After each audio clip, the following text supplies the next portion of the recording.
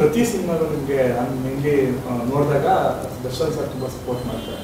ಈ ಸಿನಿಮಾಗೆ ಏನಾದರೂ ಕಡೆಯಿಂದ ಇನ್ಪುಟ್ಸ್ ತೊಗೊಳೋದಿರಲಿ ಆ್ಯಂಡ್ ನಿಮ್ಮ ಜರ್ನಿ ಅವ್ರ ಜೊತೆ ಡಿಸ್ಕಸ್ ಮಾಡೋದಕ್ಕೆ ಏನು ಮಾಡಬೇಕು ಹೆಂಗೆ ಮಾಡಬೇಕು ಅಂತ ನಾನು ಮಾತಾಡಿದ್ದು. ಹೌದು ಸುಮಾರು ನವಗ್ರಹ ಆದಮೇಲೆ ನಾನು ತುಂಬ ಅವ್ರ ಜೊತೆಗಿದ್ದೆ.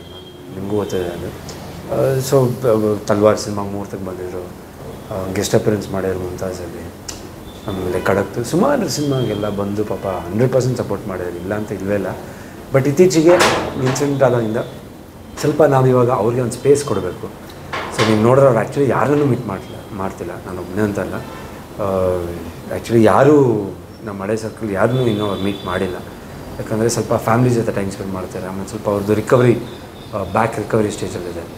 ಸೊ ಆಬ್ವಿಯಸ್ಲಿ ಪ್ರತಿಯೊಂದು ಸಿನಿಮಾನೂ ನಾನು ಏನಾದರೂ ರಿಲೀಸ್ ಟೈಮಲ್ಲಿ ಇಲ್ಲ ಆಡಿಯೋ ಲಾಂಚ್ ಟೈಮಲ್ಲಿ ಮಾತಾಡಿಸ್ತೀನಿ, ಅದು ಬೆಸ್ಟ್ ಇರೋ ಚೆನ್ನಾಗಲಿ ನಿಮಗೆ.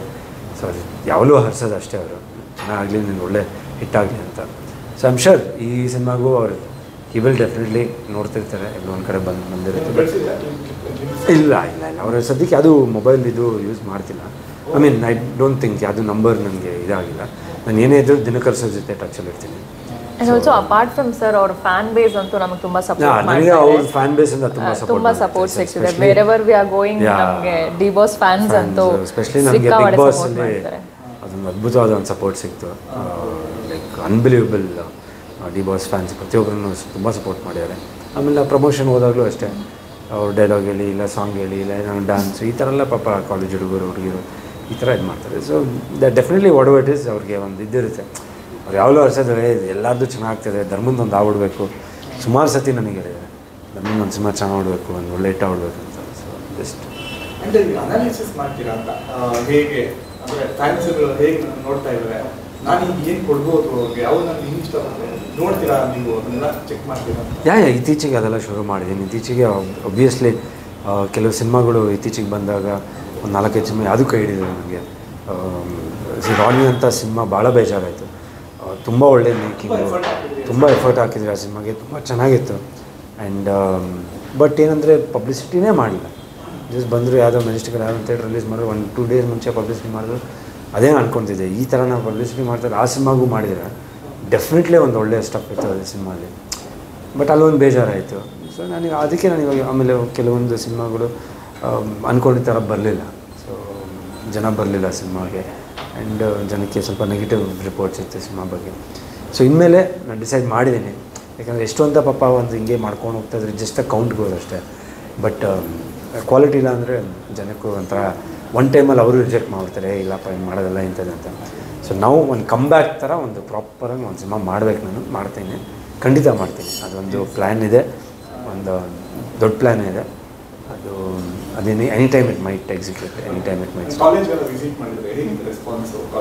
ನಮಗೆ ಎಸ್ಪೆಷಲಿ ಸಾಂಗ್ ತುಂಬ ವರ್ಕೌಟ್ ಆಯಿತು. ಟೈಟಲ್ ಟ್ರ್ಯಾಕ್ ಟಕೀಲಾ, ಅದು it is very catchy also. ನಾವು ನೆನ್ನೆನೂ ಯಾವುದೋ ಒಂದು ರೆಸ್ಟೋರೆಂಟ್ಗೆಲ್ಲ ಹೋದಾಗ they played that song for us, and ಅವಾಗ ನಮ್ಗೆ ಅಲ್ಲಿ ವೈಬ್ ಗೊತ್ತಾಗ್ತಾ ಇತ್ತು, ಇಟ್ ವಾಸ್ ರಿಯಲಿ ಗುಡ್ ಅಂತ. ಆ್ಯಂಡ್ ಅಲ್ಲಿ ಹುಡುಗರು ಯೂಶ್ವಲಿ ಯೂತ್ಸಿಗೆ ಅದು ತುಂಬ ಕನೆಕ್ಟ್ ಆಗುತ್ತೆ. ಆ್ಯಂಡ್ ಆ ಸಾಂಗಿಗೆ they all dance, they all cheered for us. ಹಾಗಾಗಿ ಸಾಂಗ್ ವರ್ಕೌಟ್ ಆಯಿತು ನಮಗೆ. ಫಸ್ಟ್ ಸಿನಿಮಾದಲ್ಲಿ ಪ್ಲಸ್ ಅಂತ ಬರೋದು ನಮ್ಮ ಟೈಟಲ್ ಟ್ರ್ಯಾಕ್. ಹೌದು, ಕಾಲೇಜ್ ರೆಸ್ಪಾನ್ಸ್ ಆಗಲಿ ಧರ್ಮ ಸರ್ಗೆ ಚಾಕ್ಲೇಟ್ ಹೀರೋ ಎ ಕ್ಯಾಡ್ಬರೀಸ್ ಅನ್ನೋ ಒಂದು ಡೈಲಾಗಿಗೆ ಎಲ್ಲನೂ ತುಂಬಾ ಫಿದಾದರು, ಎಸ್ಪೆಷಲಿ ಗರ್ಲ್ಸ್.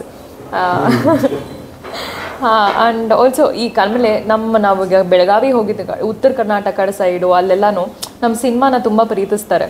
ಯಾಕಂದರೆ ನಾವು ಯೂಶ್ವಲಿ ಎಲ್ಲರೂ ಇರೋದು ಇಲ್ಲಿ ಬ್ಯಾಂಗ್ಳೂರು ಸಿಟಿ ಅನ್ನೋ ಸೈಡಲ್ಲಿ, ಅಲ್ಲಿ ಹೋಗೋದು ಸ್ವಲ್ಪ ಕಮ್ಮಿ ಅಲ್ಲ. ಸೊ ಒಂದು ಆರ್ಟಿಸ್ಟಿಗೆ ಕೊಡಬೇಕಾಗಿರೋದಂಥ ಸಿಗಬೇಕಾಗಿರೋವಂಥ ರೆಸ್ಪೆಕ್ಟ್ ಅಲ್ಲಿ ಸಿಗಿದೆ ನಮಗೆ. I think we all had lots of fun, and ನಮ್ಗೆ ಅದೊಂಥರ ಬೂಸ್ಟರ್ ಆಯಿತು ನಮ್ಮ ಪ್ರಮೋಷನ್ಗೆ.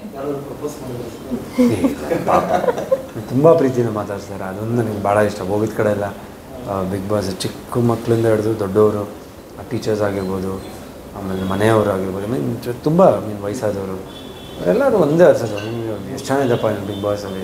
ಅದೊಂದು ನನಗೆ ತುಂಬ ಮೈಲೇಜ್ ಕೊಟ್ಟಿದೆ. ಸೊ ನನ್ನ ಸಿನಿಮಾಗೂ ಚೆನ್ನಾಗಾಗಲಿ, ಒಳ್ಳೇದಾಗಲಿ ನಿನ್ನ ಸಿನಿಮಾಗೆ ಅಂತ. ಸೊ ಐ ಥಿಂಕ್ ಅಲ್ಲಿ ಅದು ಬ್ಲೆಸ್ಸಿಂಗ್ ಇದೆಯಲ್ಲ, ಇಟ್ಸ್ ನಾಟ್ ಈಸಿ. ಒಂದು ಒಳ್ಳೆ ಹೆಸರು ತೊಗೊಂಡು ಸೋಲು ಗೆಲುವು ಸೆಕೆಂಡ್ರಿ, ಬಟ್ ಆ ಒಳ್ಳೆ ಹೆಸರು ತೊಗೊಳೋದಿದೆಯಲ್ಲ, ನಮ್ಮ ತಂದೆಯವ್ರಿಗೆ ಅದೊಂದು ಖುಷಿ ಆಯಿತು. ಒಂದು ಗೆದ್ದಷ್ಟೇ ಖುಷಿ ಆಯಿತು ನನಗೆ. ಯಾಕಂದರೆ 40 ವರ್ಷ ನಾನು ಚಿತ್ರರಂಗದಲ್ಲಿ ನನ್ನ ಕಷ್ಟಪಟ್ಟು ನಾನು ಹೆಸರು ಮಾಡಿದೆ, ಏನಾದರೂ ಆಗ್ಬಿಡುತ್ತಾ ಅಂತ ನನಗೆ ಅದೊಂದು ಭಯ ಆಯಿತು.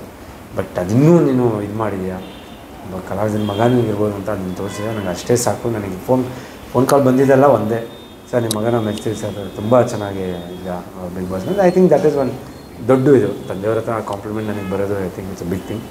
ಆ್ಯಂಡ್ ಅದೇ ಥರ ಸಿನಿಮಾನೂ ಒಂದು ಈ ಥರ ಒಂದು ಬಿಗ್ ಬಾಸಲ್ಲಿ ಯಾವ ಥರ ಒಂದು ಹಿಟ್ ಅಂತ ಬಂತು ನನಗೆ. ಸಿನಿಮಾನು ಬರಬೇಕು, ಬಟ್ ಬರುತ್ತೆ ಖಂಡಿತ.